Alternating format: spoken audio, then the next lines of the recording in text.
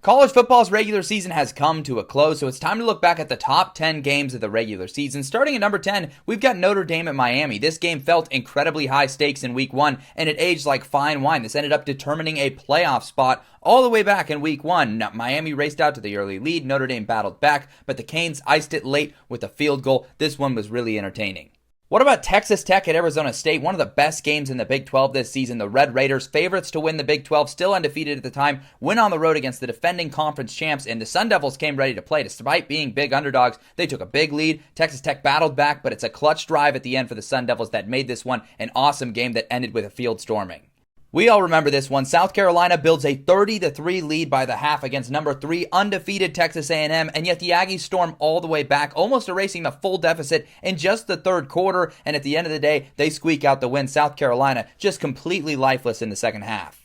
Say what you want about how this game aged, but in the moment, this felt massive. It was high stakes, a battle between two perceived national title contenders, and it ended up being a great game. Penn State stages the late comeback after having basically no offense the whole game, and then they just lose it in overtime with that clutch pick by the Ducks.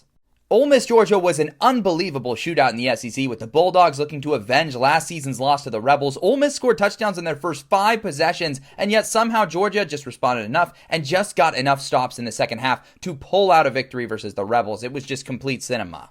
What about this early season classic? Florida State, perceived to be a national contender at this point, they went on the road versus a Virginia team that just wanted it more than them. A double overtime classic that produced one of the best field stormings I've ever seen. There were few bigger statement wins this year than Indiana's road trip to Oregon, where they managed to beat the Ducks in Eugene, a place they hadn't lost in a long time. Their ability to recover from that late pick 6 in that game to still ice the game is very impressive. Another high-scoring affair Georgia got into this year was in Knoxville against the Volunteers, where it looked like Tennessee had them dead to rights, but an unbelievable performance by Gunnar Stockton and an offensive explosion by the Bulldogs allowed them to perform a come-from-behind victory that was just unreal to see. This was the most underrated game of the regular season, a 51-47 classic in Rice-Eccles Stadium where the Utes just could not get a stop to save their lives against this Kansas State rushing attack, but somehow, someway kept finding ways to manufacture offense in just an absurd game.